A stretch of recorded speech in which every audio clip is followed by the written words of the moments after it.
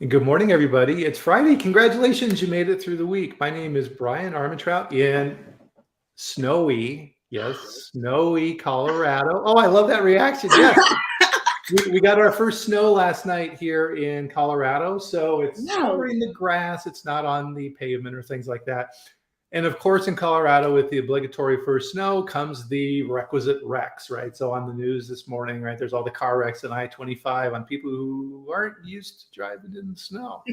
So it's always an interesting thing. Currently, the temperature here is a balmy 22 degrees Fahrenheit. So Ooh. lovely, right? So it's probably coming your way, guys. So Oh be my ready for gosh. that. Well, it's in the 50s here, upper 50s, and I thought it was cold this morning. Well, it wasn't that cold once I got out, but when I asked my Google what's the temperature today, it was like 56 or something like that. And I was like, ooh, it's going to be cold today. But I guess I shouldn't complain. Nah, you'll be fine. So getting that snow in a couple days anyways. Yeah, exactly. So good morning, everybody. Again, if you're joining us, my name is Bryan Armentrout with the Food Leadership Group. And if you are here, you probably know what this is, but if not, I'll introduce it and say welcome. We're very glad you're here. Every Friday at this time, so 8 a.m. Mountain Time, 10 a.m. Eastern Time, we do a food safety chat live stream here on LinkedIn and YouTube. And I have the good fortune every week of sitting down with experts in the field and discussing a particular topic and hopefully helping to expand knowledge around that. I know I learn a lot every week with these talks, and hopefully you will too. One of the things that you'll notice with this chat is that this is a chat, right? This is a conversation. This is meant to help answer your questions around topics for quality assurance and food safety and manufacturing. We try and hit the gamut here with those topics, right? This is not a presentation. This is not a bunch of PowerPoints or a pitch or things like this. This is meant to be a conversation around improving everybody's knowledge on food safety, because food safety, guys, not a point of competition, right? We're all in this together, because when one company has a recall, we all suffer the consequences of that in the minds of the consumers. And I'm very happy this week to have two experts here in the field, Tia and Jill with Catalyst Food Safety. How are you doing today, ladies? We're good. I'm good. Yes, thanks for having us on. It's always a pleasure to be with you and your audience. It is. And you guys have been super busy, right? As I'm looking on LinkedIn and trolling, it's you guys everywhere, right? So what have you guys been up to? Let the audience know. October's been busy, right? It's been busy. But it's been awesome. We've been out connecting with people and at conferences and at meetings. And, it's been just really refreshing to, the whole in-person thing, but also really helping people have a new perspective on how coaching helps with food safety culture. And coaching helps us move from technical experts to technical leaders, even for people like me, who I thought I was a pretty okay leader. Like, coaching still helped me be a much better leader. Oh, absolutely. Yep. That's 100% true. And so one of the things, guys, if you're a regular here or you're not, one of the things to notice is that in the chat over here, we love to say hello and good morning and get the day started off right. So Martin is joining us, kind of rubbing it in with sunny Phoenix. Yes. Christine is giving a shout out to you. Hello, Christine. We should catch up soon. I miss you too. Right, and that's what's kind of nice about the chat too, right? Is that a lot of ways when you work in the field that we work in, we feel isolated, right? We're out there, we're fighting the fight in our company, and we're trying to improve food safety and protect consumers, and we feel like it's us against the world when it's not, right? There's a whole network of people out there who can help and assist with that, and that's part of the reason why we're here too. Amanda, nice to see your face. Hi, Amanda. In Philadelphia. So let's see. So Jill is in Minnesota, and Tia, it seems like you're always in a different spot. I do recognize the plant though, but so where are you at today? I am at home in Baltimore. In Baltimore, beautiful Baltimore. Yeah, I used to live up in Lancaster, Pennsylvania, and so whenever I would travel, Harrisburg Airport was super expensive. It was either Philly or BWI, flying out of Baltimore, and kind of taking the highway down from York heading south. It was always just a gorgeous drive. I love that drive. Yeah, we're really enjoying it. We live outside of the city, and our house backs up to these trees, and it's so beautiful right now. Nice, very nice. So one of the things that you'll know that if you're a regular here on the chat is that, number one, I always want to jump to the topic right away, but I'm not going to do that this morning. We are going to have a drink together, everyone. So please join us. Cheers. And oh, this is a cool mug. So this is a company that I is used cool. to work for. Mine's just a plain blue mug. And of course, Tennessee, we'll mention them in a bit. Yes. So we were chatting here a little bit. That was very good ahead of time. And I heard there may be a Tennessee something or other happening here. What's going on? Absolutely. So the University of Tennessee, go Vols football team. We are #1 in the country, according to the college football rankings, #1. And we are playing Georgia. So this is a big game. You know, people underestimate Tennessee because we have been building and struggling for about 10 years, but that's all right. And, you know, this Saturday is really our time to gain the respect across all college football. So we're ready, we're pumped, we're nervous. I'm nervous, but I'm ready. My prediction, a Tennessee win Woo! is my prediction. They're on a roll. Yes, we are. Now, are you wearing orange in relation to that game, or is that just coincidence? You know, it's a little coincidence. It's a little off orange for Tennessee, but I think it has the same. It still works. Absolutely. Same vibe, right? Tennessee vibe.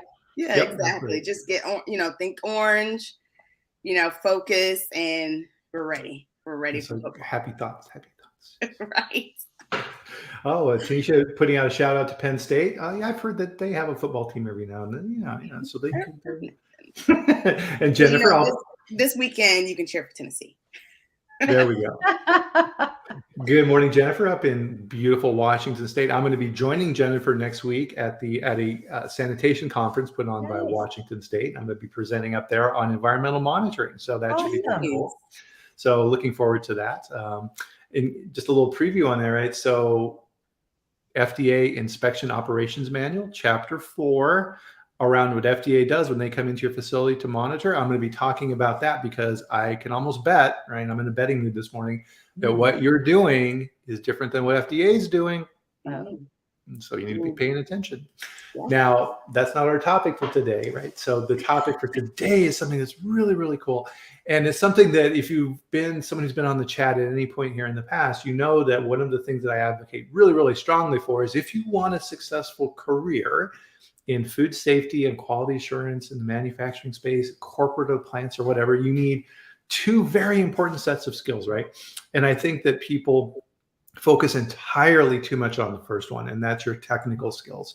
And the belief that if I'm a super good technician and I'm the best at microbiology or what have you, that I'm going to be successful. And that is not the case, right? You need a more important bucket, which is your people skills, your leadership skills, your communication skills, because it doesn't matter how good you are at a particular task or function. If you can't relate to and share that information with people outside of your discipline in your space, you're not going to succeed, because people are going to be like in companies, right? And I was guilty of this early in my career, right? Is they're going to be, oh, yeah, that Bryan guy, he does some stuff down there in the lab, but we don't know a whole lot about him. Yeah. Right? Well, guess where you're going to stay? You're going to stay in the lab, and you're going to wonder why. And so hopefully today we'll be able to shed some light on that. And part of this, right, is really then how have things changed? Because that's part of it too, right? Is that, and this is a challenge, right? As we get older, right, and you get this nice gray hair, and you start getting kind of set in your ways, right? Like environmental monitoring, right? Well, this is how we've always done environmental monitoring. This is the right way to do it, and there's no way to not do that. And all of a sudden, COVID hit, right? And the entire landscape changed. Because part of it, right, is now, right, the government was saying things like, well, there's essential businesses. It's like, oh, really? Wow. Okay. Am I essential? Right. In the food industry. Yep. You're essential, right? People need to eat.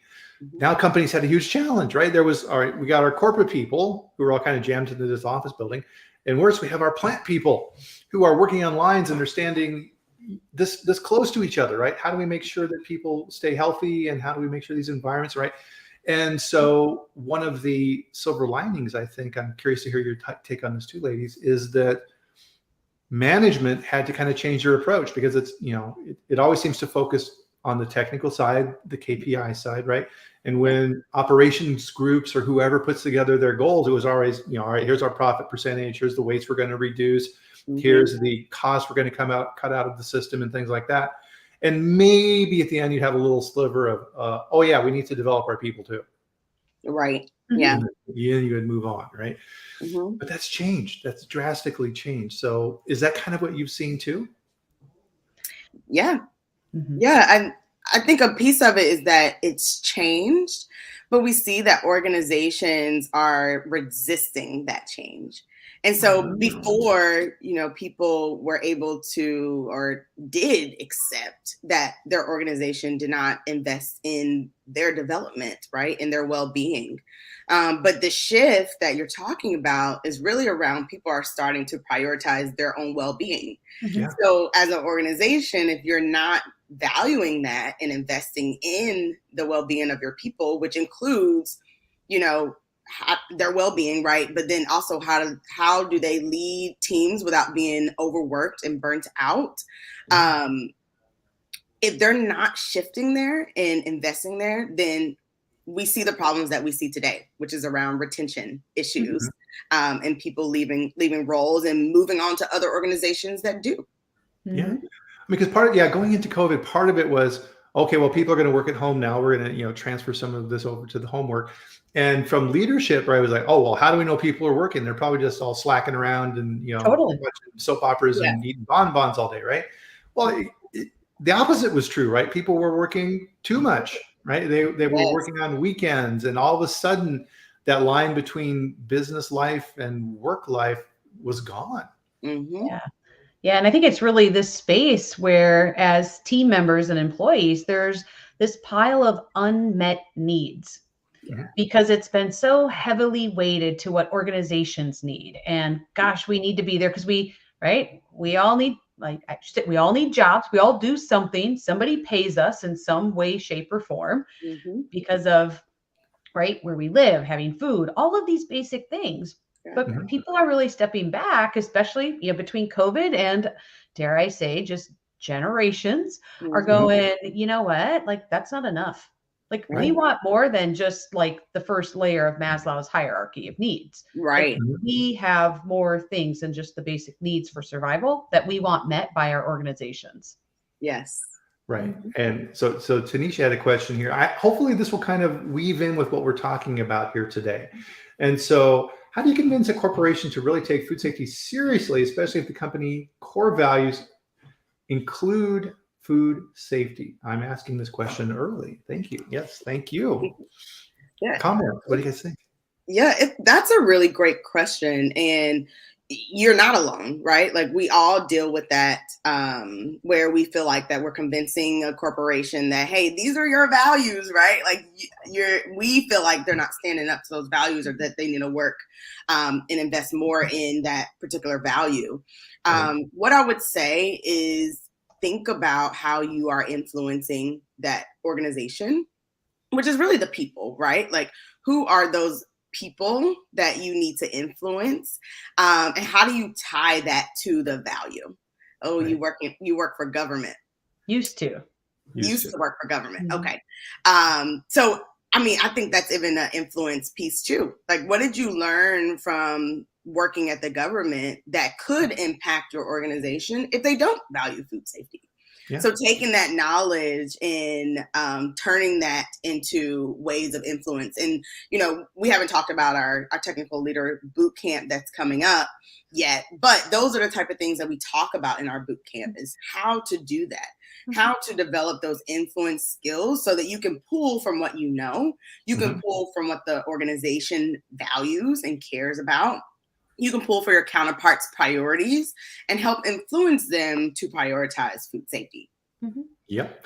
Yeah. A good way that to think about this, right, is and again, right, we're dealing with people. We're not dealing with systems. And part of this is an important thing to remember is that people love talking about themselves, right? And what they're doing.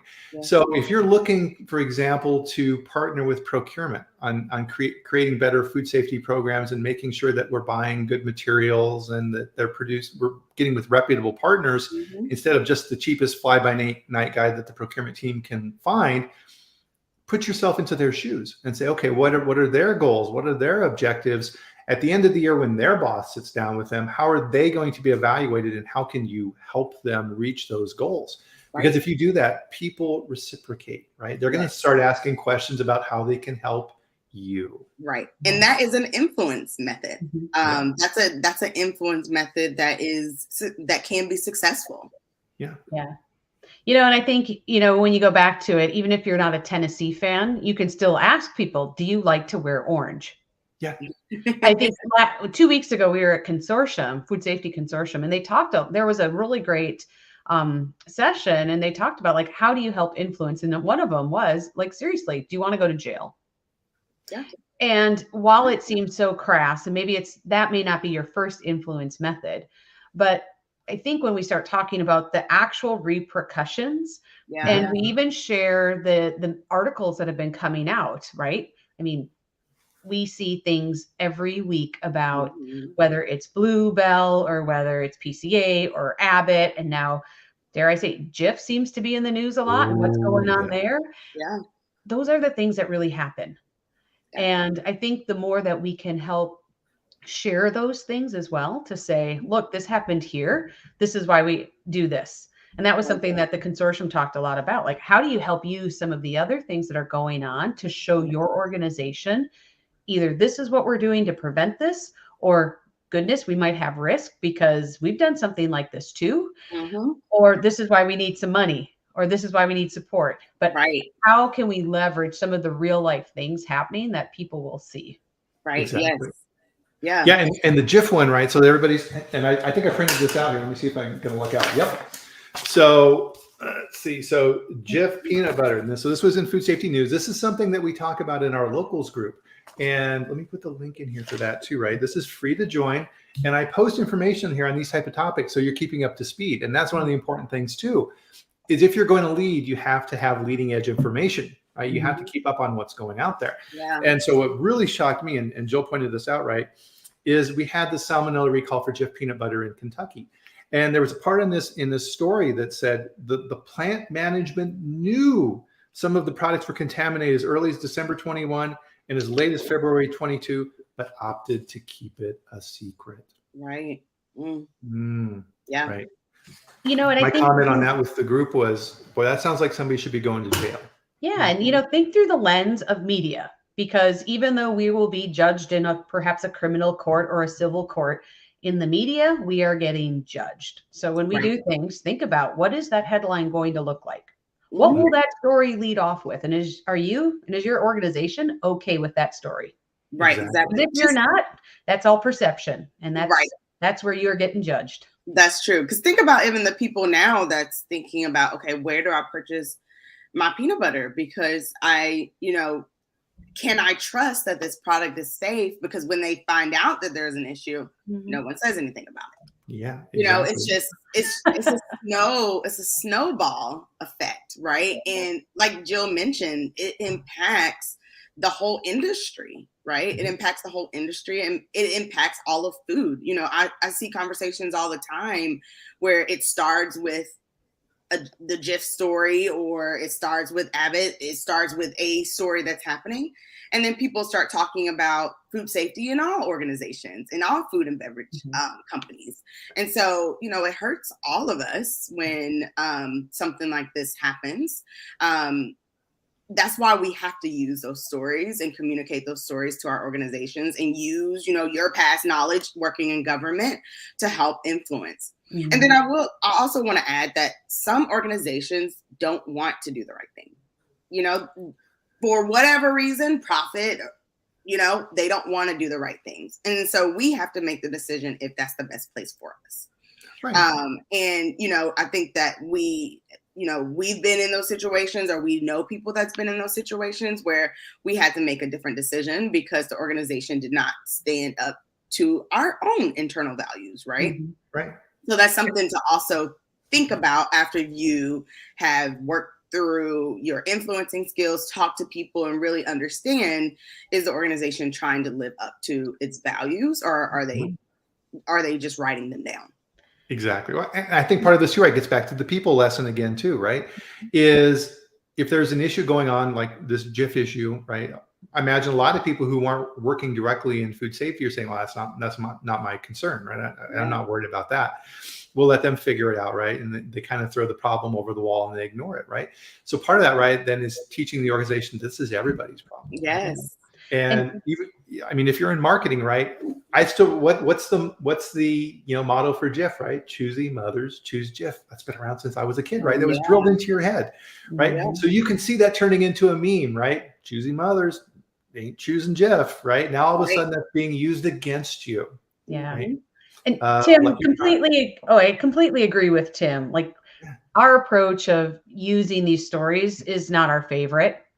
And of course, we hope that what we can do is really appeal to people's values. And I think that's also where we talk about the everyday leadership. So when we make a decision, we can go, does that really align with our values? Yeah. How does that fit? Are we all comfortable with what that looks like? Mm-hmm. Yeah. And I think that's definitely a focus. But we all know that our human brains, if we have to decide between being motivated by here's the reward versus here's the carrot or the stick, unfortunately, our brains are wired for the stick more so than the reward. Yeah. With that said, though, right? I mean, obviously, we can work on the reward part and move people towards it. And I think those conversations are awesome because I think, as food safety professionals, that's where we live. Like, we want to do the right things and have people I don't want to say buy into that, but come with us. Yes. So always still be on that path. But we all know that there's our struggles, and sometimes we have to be able to demonstrate this is what can happen if we are not going to live up to our values, if we are not going to follow procedures, if we are going to do these things. Yeah. And with influence, the goal is really to use a couple of methods, right? Like it's including, showing what may happen, but also inspiring your team, right? And being an inspiration and a motivator, as well as, hey, what's your priority? Let me help you so you can help me. All of those methods of influence, when used together, works extremely, extremely well. And so when we talk about people skills, that's one piece of it is how do you influence? And also a part of that, how do you communicate with others? How do you build relationships with others? All of that is a piece of building your toolbox so that you can influence and use different influence methods based on what's happening, right? Yep. And I think that all plays into this unmet needs that we talk about. Because we have this need as food safety professionals to do the right thing and to be in organizations that are going to do the right things as well. Right. Yeah. But I think once again, after COVID and even before COVID, we were in these spots where we were wondering, what happens if companies don't want to do the right thing? What if we're not doing the right thing fast enough? What if it's not being prioritized well enough? And I think that really goes into this Mercer report that I know we're going to talk a little bit about in terms of like our purpose and our job fulfillment. These are big parts of what are driving people for where they want to work and how long they're going to stay where they're working. Yeah. Absolutely. So let's dive in. So what is this Mercer report that you mentioned, Jill? Well, good question. So Mercer is a company who does a whole bunch of research and, does like HR stuff, all kinds of stuff. You look them up and you'll find out more. But I follow them because they often do a lot of research and report on, what's happening for trends. And they just recently sent out a report where it was inside employees' minds. And what does it look like in 2022? And I thought it was really impactful to be able to, once again, put some words or some information around some of the things that we've all been hearing and feeling. So, yeah, it was an awesome report. It was insightful and, like Jill said, it put words behind what we are feeling, right? And where industries, right? Like this even wasn't focused on the food and beverage industry, right? It was focused on many, many industries. And the fact that we're seeing this transition happen across all industries is another, right, influence tactic as you talk to your organizations and the people that run organizations, is that this shift is happening everywhere. That's why when we talk about the Great Resignation, right, it's really the movement of people from one organization to the next because they're because we're shifting to value well-being and stability around health, Yeah. mental health, physical health, emotional health, and financial health. Yep, exactly. So, I mean, yeah, so with Mercer, right, it looks like they do this report every year. And so they kind of had their benchmark results from before COVID, and then COVID happened and things changed, right? We were all very aware of this, right? Massive shift. Yes. And then they went back and they looked at it and said, okay, now the dust has settled. What's coming out of this, right? Yeah. And it gets into change, right? People, we hate change, right? We like habits, we like patterns, change, right? Yeah. And we're very resistant to that. And so I think there were some really shocking things that came out of this report and some of their advice. And one of these things inside this report was something kind of these three different stages that were involved, right? And they kind of labeled these. The first was the loyalty contract. And so what was that? Yeah, so the loyalty contract is what they say represents the 20th century. And that's when people were happy you can get them committed based off of pay and benefits. And so now we hear people say, well, they pay you, right? You have a good pay, so you should be committed. Right? That doesn't work right now, right? Because we've shifted. But back a few years ago, it did work, right? It did work. And that's what motivated people to stay committed to an organization, was that they had good pay and they had good benefits. Yeah. Right. I think about even like when my parents, well, my dad farmed, but my mom was working and she was happy to have a job to carry benefits for our family. Yeah. That is the loyalty contract, where it's a job, you live kind of to work because she worked a lot of hours, but really it was, you get what we give you. Yes. Right. And dare I say, it was kind of the old command and control type mentality with leadership. Yep. Right. Yep. And it was, it's like, okay, you tough it out with this company, don't you dare think of changing companies less than 5 years, because that's a major mark on your resume that will never go away. And if you work hard, you may get an advance, you may, and then eventually you'll get the gold watch and you retire, right? And that's the way things work. Absolutely. Oof. Nope, gone. Right. Nobody. That's gone. People aren't staying with organizations 30, 40 years. And we're even seeing people leave organizations that pay very well. Right. So pay and benefits are no longer holding people committed to organizations. Yeah. And just to add to that, even though in the Mercer report, it says, hey, this is one of this is a phase over here on the side and we've moved 2 more.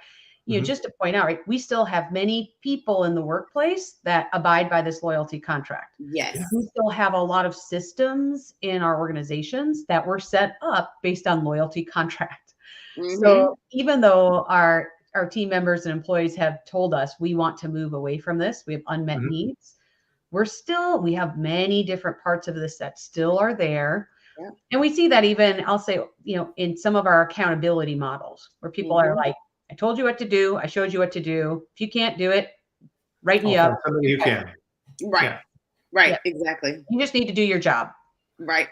Exactly. We don't pay you to think. We pay you to work. Right. And you're getting paid, so do it. Right. Right. I know early in my career, a big indicator to management of how dedicated you were was those hours, right? And you were expected to put in 70, 80 hours a week, right? And if you didn't, you're like, oh, you're a slacker, right? Right. Yeah. Right. Exactly. Just think how many roles in manufacturing, especially in food manufacturing, are still kind of under this contract. Yeah. Right? Like, hey, today we're finding out we have mandatory Saturday.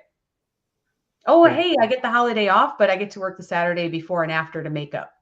Right. So it's still this loyalty contract expecting that, well, because you have a job, you should be grateful. Right. Exactly. And there are many good parts to this. I don't want to disregard that, this works for some people.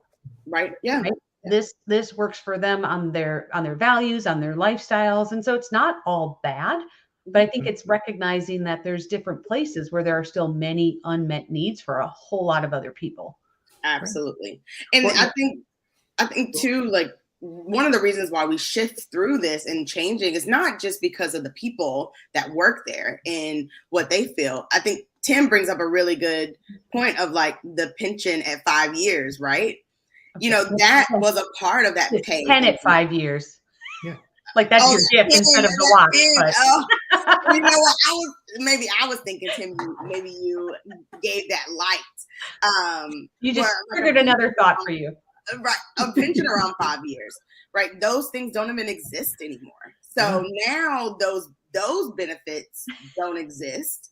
And so that almost pushed people into the second contract of what they call engagement contract. Yeah. So what's the engagement contract then? Go ahead.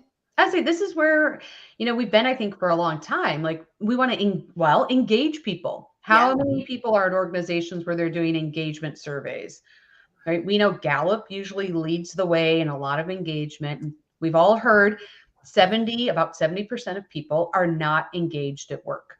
So this engagement contract was really organizations stepping up to go, gosh, if I can have people do more than just show up for work, if I engage them and let them think, wow, we actually will have a workforce that's probably more productive and more efficient and more of a team. And so that results in more profits. Yeah. Yes.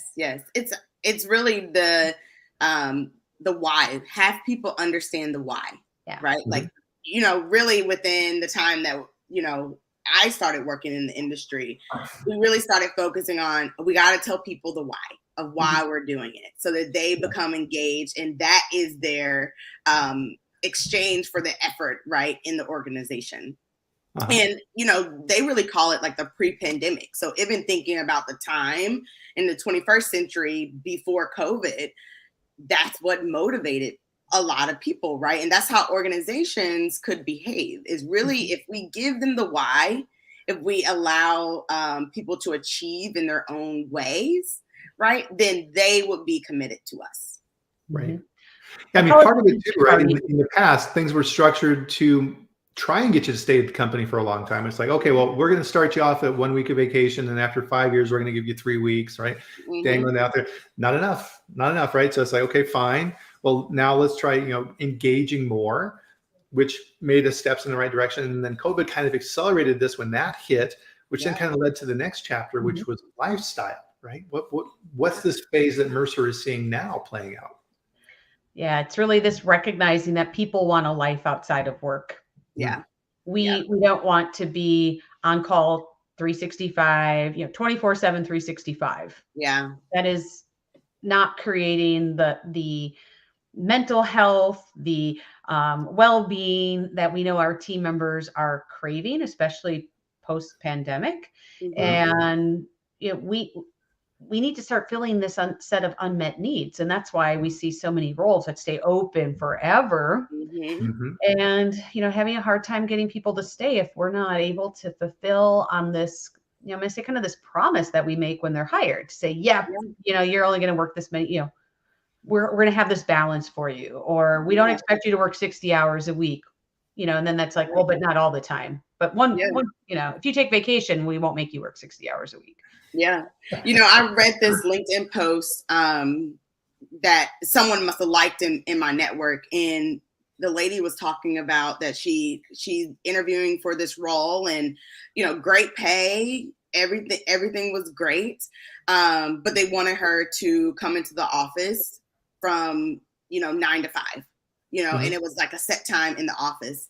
And she said that she has to pick up her kids from daycare and take them to their sporting events. Is there flexibility there? And they called her back and said, we think that you're a great candidate, for the position. We really want to hire you. Is picking up your kids from daycare and taking them to their sporting events negotiable? And she was like, I can't believe they even asked me that. Is my kids negotiable? And so like, just thinking through that, and she was saying that she's interviewing with another company that allows that flexibility, and said, sure, come into the office when you need to, and have fun hanging out with your kids. But that is the shift, right? Like that is the shift between like, we as individuals want to make sure that we are well, and we are having what Mercer calls healthy experiences in our lives, and even at work, right? That we're not mentally taxed at work or even in a toxic environment, right? We even talked about it a little earlier with Tanisha bringing up her situation, right? Like no one wants to be in a toxic environment.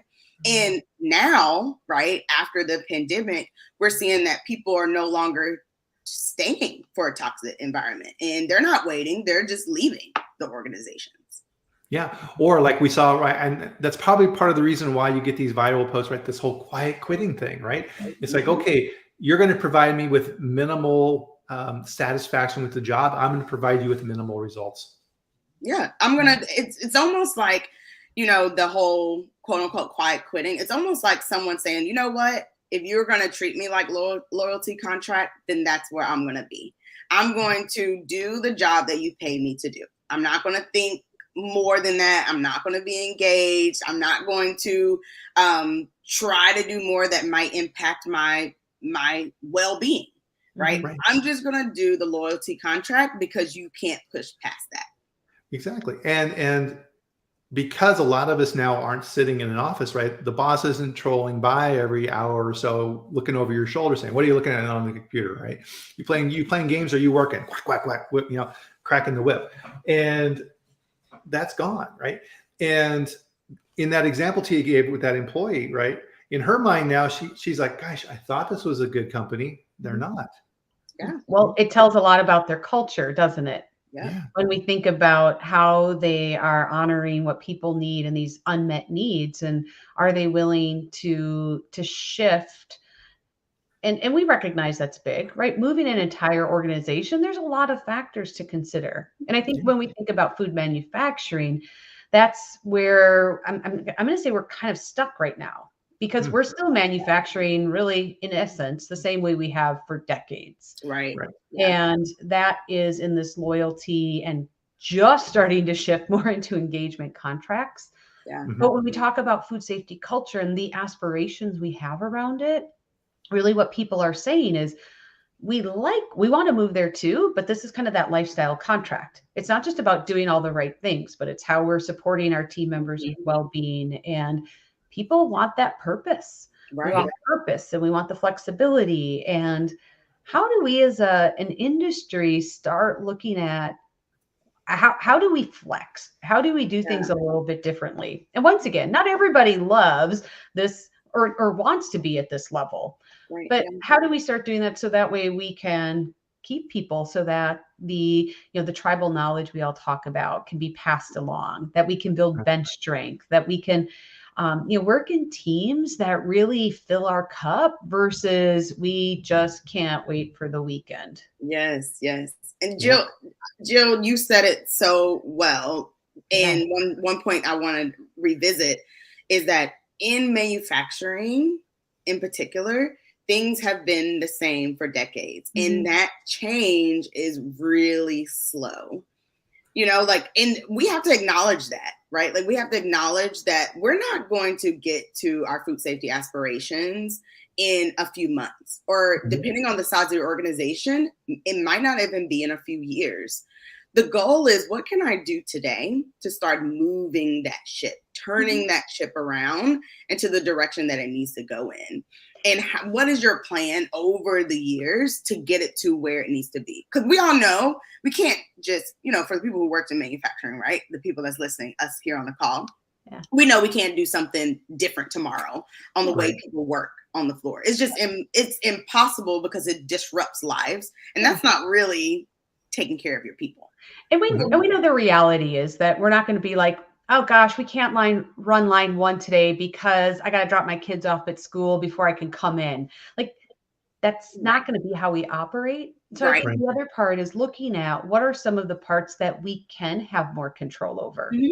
Where can we enrich those things? Where can we help meet some more of those unmet needs that people are looking for to show that we value them? So maybe I still got to show up and I'm on first shift and I'm working at 5:30 till 3 in the afternoon, but maybe because you invest in my development or my learning, or I get to be more involved in other projects within the organization. There's some other things that we can consider that are different for each person.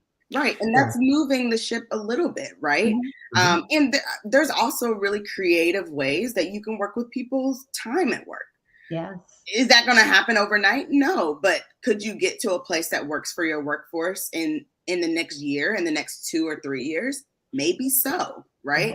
It's all around the culture of your organization. It's all around your people, right? Like you might not have staff that really takes their kids to, to sports, right? Like that might not be a thing for your culture. So that's not taking care of your people if that's not really there.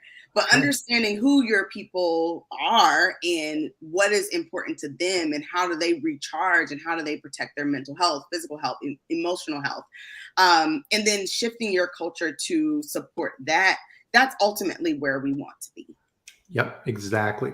Because part of this, right, and Jill brings up a good point, right? Because corporate environment and manufacturing environment, if you're working in a plant, very different. But if you're in that plant side and you're the plant manager and you think, oh, okay, my guys worked really hard last week, I'm going to buy them a couple of pizzas and that's good enough. No. Right. No. So you need to reflect back, right? And on the manufacturing side and be creative. I actually deal with clients who have idle production capacity that can't run the lines because they don't have enough people. Right. And, I think I think even with manufacturing, hopefully we'll move into a place where we're even a little more curious and willing to explore. It was a while ago. I think it was in a book. Well, I'd have to look up which one, but there was a story, and I think it was Best Buy, that they were having a hard time getting people. And granted, they're not manufacturing, but they're very service oriented, right, in their stores. Yeah. And they had a hard time filling shifts and people were unhappy. They took a radical move and said, we're going to let people fill in their own schedule. And here's the deal. We're just going to set the guidelines. We need people from here to here, and you can flex and work however you want. Yeah. And there were a lot of people that were really nervous. Like they thought the ship was going down. And while it probably didn't work this way every way, but one of the stories they shared was how this one supervisor was like, I have no clue how this is going to work. They don't even know how to do their job on the floor, blah, blah, blah, blah, blah, right? The stuff we hear. It was, they said, like almost an overnight shift in terms of how the team worked together and how they actually filled in the schedule on their own. Because there were people, who I need to drop my kids off in the morning. Some people were like, I need to go do this thing in the afternoon.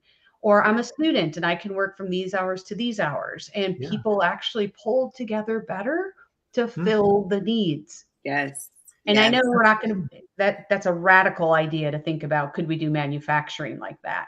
But think about, right? People's conditions in life change. So let's say you're one of those people who used to work first shift and all of a sudden you sign up for second shift. The supervisor should say, oh, okay, Tia, we see that you wanted to change shifts. Tell me a little bit more about what's going on.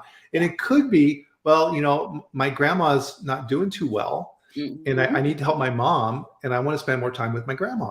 Yeah. It gave people flex and it was completely radical. But, where are places that maybe we do need to look at some radical options and talk about, could it work? Could we try it? Could we do a trial? Could we do it here and maybe over there and see? Right. So I think it's a good time when we think about lifestyle contract, how we can explore that even more. And you need to, let's say, for example, that, you're working in a large plant. Let's say you have 500 people working in this plant or things like that. And you find out a large percent of your workforce, right, is modifying their schedule and asking this because of daycare, like we were talking about earlier. What's wrong with the plant saying, hey, what if we had on-site daycare? Yeah. And that way at lunch, mom and dad could go down and play with their kids and then head back to work. And, then they're feeling energy. Why not? And these are not necessarily new ideas, right? Like we're pulling from ideas that exist out there. We just have to be willing to adapt and make that change. And Mercer, the way that they put it is that, the organizations who adapt will win the war on talent. Yes. And they are the ones that's going to be able to move their organization forward. They're going to be the ones that exist in 150 years, right? They're going to be the one that have made their food safety culture goals and have continued to set new ones, right? Those are the people that are going to continue pushing forward and not have issues with staffing because they have learned to adapt to their people. Right? Because this is how the world is shifting. And it's putting people first. It's putting, right, the heart of culture is people. And for a long time in our organizations, people were, dare I say, the afterthought on what they needed and their well-being. And really it's that shift of how do we start putting people first even more or in new ways? Because even though we've made these shifts, we still have a ways to go. Yeah. Here's an interesting little story around that happened with a client of mine recently. So this time of year, companies are going through, and the senior leadership in companies are putting together the objectives for next year and what are our priorities and how much are we going to grow and all these type of things. And then that gets cascaded to the organization, right? And in the past, if you are in the loyalty contract, it's yes, sir, right? I'm all right. I'll go out and hit those objectives. Thank you very much. May I have another? And what I've seen in companies now, this is very interesting, was, hey, we got our objectives back from you, senior leadership team. Thank you very much. We don't like them. Yeah. Okay. Yeah. What do you mean it's like you haven't addressed this, and what about this, right? And okay, great, fine. We need to make sales, but what about this? And it's just like, wow, that's a huge shift, right? And I think it goes back to what Tanisha was talking about earlier with food safety culture. That's food safety culture. Yeah, absolutely. And to come back to that, that's actually, a lean principle of catchball. How do we get people involved in what we're doing collectively together? So that could be a whole nother episode, but it's, hey, here's what we need up here. What do you need down here? And we play this catchball until we get to a place where we're like, okay, we're both getting some needs met and we all agree. Good. We all have buy-in. Let's go forward. Yeah. Versus the shove down, because we know that doesn't always work so well. It doesn't. It's the reason why we see that middle manager squeeze, where the top is saying, nope, do these objectives. You need to roll them out at your facility, and the facility saying, we don't like it. It doesn't make sense. You haven't considered this and that, so we don't want to do it. And that manager is being burnt out and overworked and stressed because of those things, right? And so, it's the thing that we specialize in at Catalyst and in the place we like to play in. And the reason why we look at it from a holistic standpoint and not just from the top down, right? Really looking at how do people on the floor, how do they lead, right? And how do they help influence the organization? And at that middle manager, how are they managing the top, in the bottom? And then the top, how are they creating those strategies? To Jill's point, how are they creating the strategies to really be able to understand what they need, but also what other people in the organization need, and then what their tactical executors need, and their operational executors need. And, we're not taught how to do these things, right? Like we get promoted because of those technical skills. And then we run into a spot where we have to really use our people skills, and we don't know what to do because we're not taught those things. Yeah, exactly. Right. So you model on what you learned, right? And in the past it was, get your work done. Right. And people are like, nah. Something I saw that's really interesting that's going on in companies, which is a new thing now, is one of the benefits and perks that you would negotiate when you were hiring, right, was your vacation, right? And things like this, right? It's like, well, you offered me 2 weeks, but I want 3 weeks vacation. And then they go, well, okay, fine, right? And companies I'm working with now, this is what I'm seeing is, no, we don't have vacation. We don't have paid time off. We trust you to manage your schedule and take time off appropriately. Now, if you want to take 2 weeks off and go to Tahiti, we need to know that. Right. But we trust you, right? There is no vacation time. Yeah. I've been in an organization that had unlimited PTO. And it was great. And it was not just great from the fact that I had unlimited PTO, right? It's really, I remember feeling less stress. Because if someone came to visit me, I was living in New York City at the time. If someone came to visit me, I could take that Friday off or take a half day on Friday or whatever happens to be. I could do that seamlessly. Send an email to my manager, hey, I'm going to take Friday off. The facility's covered, blah, blah, blah. Yep, see you on Monday. And I didn't use it that often, right? But it's one of the things that stress was gone. And so when you think about the well-being of your people, that stress level, even if it's like why, people might think, well, why is that stress there? You can just take one of your vacation. Well, I got to take a vacation, but we plan this other trip later on. It's just like there's a lot to think about when you can just eliminate that. And I will also say, from an organization standpoint, studies have found that if you have unlimited PTO, people actually take less time. Mhm. And so when you think about it from an operational standpoint and a people standpoint, eliminating of stress, well-being, even though they may not be taking as much time off, right? To me, that sounds like a win-win. Yeah. And being creative, and, in plants and okay. So one of the things is, okay, this person does the same job day in, day out. How can we give them a little bit more interest in the company and what we do? Well, maybe we can arrange for job swapping, right? So the line worker is going to work in sanitation, right? Where would you like to work in the plant? Learn more about it, right? And swap those things up, right? There's nothing that says that they're chained to that machine and they need to do that for the rest of their career. Right. Mix it up, right? Yeah. People, we're all the same, right? They're going to get bored, right? It's like, whatever, right? And we need to, I think that's why Mercer did a good job in naming the third phase engagement, right? Mhm. And that lifestyle contract and really building that up through that process is really, really important. And on that lifestyle contract piece of it, right, and we've talked about this in the past before, right, is onboarding. Super, super important. Oh my goodness, right? Onboarding is not sticking you in a room with some paperwork and a PowerPoint to watch. Yeah. That's not onboard. That's what we used to do, right? Yeah. But that's really not successful. And honestly, we knew it wasn't successful in the 20th century, right? Like we knew it decades ago that the way that we onboard it has not been successful, and it really just creates copies of people that are unhappy at work. But that's because that's the way that we set people up. So when we talk to our clients about onboarding and help them build their onboarding program, it's really around how do I give them the tools they need to be successful at their jobs. Yeah. And it's not about sitting and watching the mandatory check. Yep, you went through the training, you took the quiz, the answers on the back, check. Now get to the floor. It's really around how do you build those true technical skills of the role, but then also how do you build those people skills and what relationships do you need to start to develop, and how do you build that foundation so that when it's time, you can influence the organization, when you need to, and when you think about from a food safety standpoint, on food safety culture. Yeah, exactly. Because people, right, and this is why we like talking about these things in these two buckets, right? There's your job roles and the things that you need to know how to do, and then there's the people side. And one of the things in this study with Mercer that they did a good job looking at is these things aren't static, right? They change all the time. And in the latest surveys, right, they said, okay, what's keeping you up at night, right?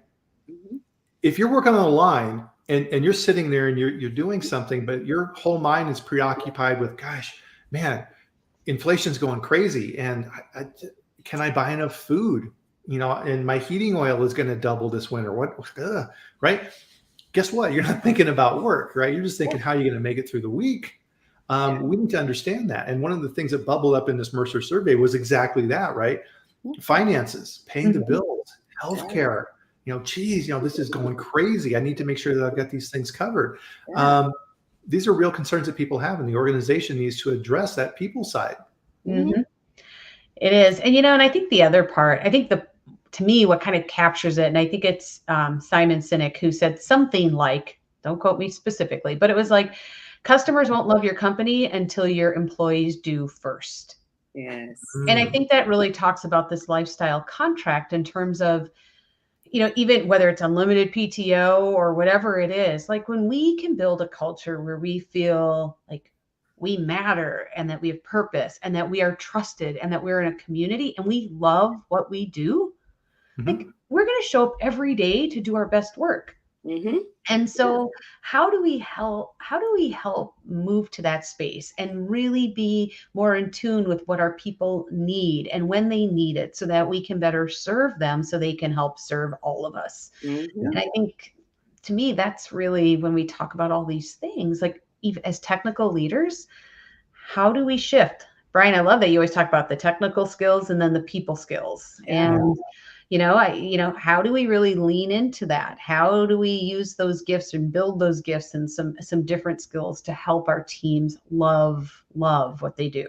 So we can spread that love, because like you said, that's part of the influence. Right. And help people. It's part of human nature, right? We want to know that what we're doing matters. Yes. Right.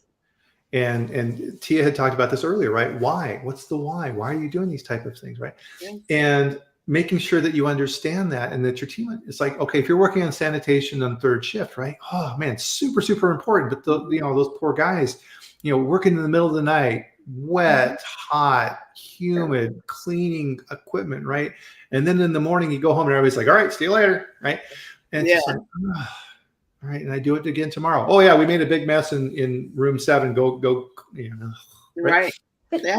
It's that two-way street, right? Yeah. It's a two-way street of, we're willing to put in and like do some of those things that aren't as glamorous and that maybe pull us away from things at times when we don't want them. But we expect this two-way street. Like as a team members, we need to step up and give our very best if we want companies to meet us with those unmet needs. Right. Yeah. Yeah. I mean, we see this even with like leaders, right? That two-way street of sometimes you take time and you spend time on the floor, right? Like there was times as a leader when I made the time, cleared my calendar, and I went down on the floor and I just spent time on the floor. Yeah. I did it when I was in food safety. I did it when I was in operations, and had a team, and sometimes I was on the floor, sometimes I wasn't, right? Because you're in all these meetings. But sometimes I'm like, you know what? I'm just going to spend time here. And I'm there. I'm asking questions. I'm asking, what do they deal with? What's going well, what's not going well.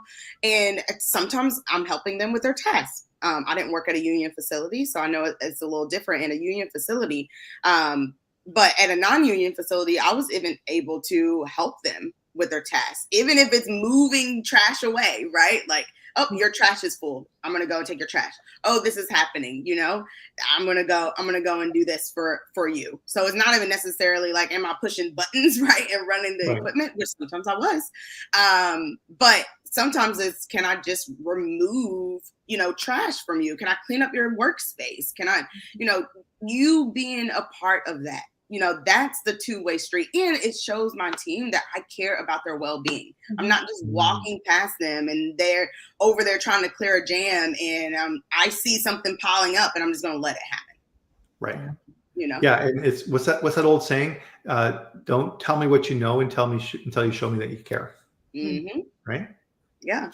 And you talk about, I mean, if you're, a hoity-toity quality manager sitting in your office all day, barking orders, and you never get on the floor and help, you're going to get isolated, right?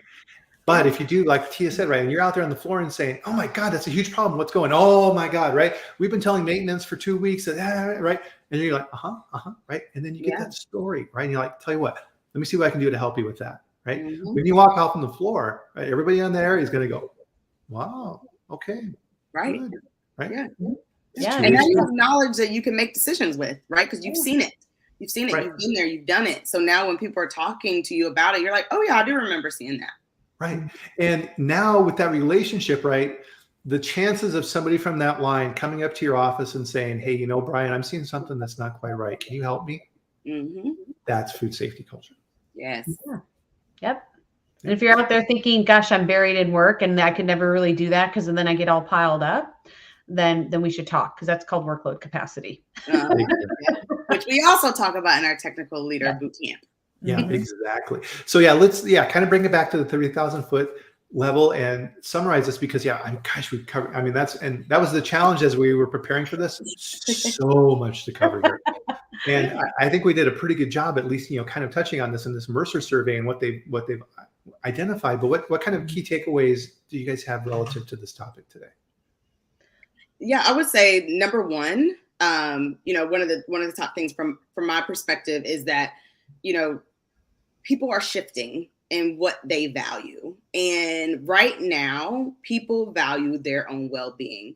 So if you as an organization, or you as a leader in an organization, and each of us are leaders in the organization. So if you are listening to this, I'm talking to you, no matter your title, no matter if you are managing others or not, I'm talking directly to you, is that you must prioritize the well-being of your people. You must invest in that, either through time or monetary resources or people resources. You must invest in that. And if you do not, you will continue to see people leaving, your team, your organizations, or people not truly being engaged in what they do. And food safety culture is going to be almost impossible to do if you do not have that team and if you are not actually focusing on the culture piece of it. Yes, well said. Perfect. So you mentioned earlier boot camp coming up. Where can people learn more about this? Yeah, they could, we have boot camp, and that's where we help really move from some of the technical skills to the soft skills and blending them together. Because typically, right, when you do leadership things, it's in a, online, but it's not related to necessarily what you do, or it's operational focused. And we really take this lens of how do you do this when we are in spots where we're influencing. So boot camp is all about blending that, but with the tools like workload capacity and some other basic things that are going to help make life easier as a leader in technical areas. So go out to our website, foodsafetykatalyst.com. And if you go under technical leader, you'll see a lot of information about it, or you can always reach out to Tia or I. Yes. And it opens on January 26th. Yep. Our next cohort is January 26th, 2023. So we're super excited about it, and get your spot before they fill up. So don't dilly-dally. Get signed up. There you go. Done now. Start the new year off on the right foot. There you go. It's always funny, right? When you have a cough and you try not cough, it just makes it worse. So that was my cough. Hopefully that's it. But unfortunately, we're out of time here. Wow, the hour went by so fast. So thank you, Tia. Thank you, Jill, for joining me today with the team. You guys are doing awesome work out there, and I'm very happy to have this opportunity to talk with you and hopefully expose people to new ways of doing things. So thank you for everything that you do. Oh, it's our pleasure. Thank you, Bryan, for having us on, and thank you to the audience for taking some time out of your day to say this matters to me. Yes, so, absolutely. Nice. Absolutely. Yep. So good job. We appreciate everybody who comes here. We're very happy to share this information. And with that, we'll close out for this week. So join us back here next week, right? This continues again next week. So we do our next topic next Friday at the same time. So 8 a.m. Mountain Time, 10 a.m. Eastern for the next food safety chat. And we'll see you here on LinkedIn or YouTube. And in the meantime, enjoy your weekend. Enjoy the snow as it were here in Colorado. And we'll see you back then. And thank you, Tia. Thank you, Jill. And have a great weekend. Thank you. Bye.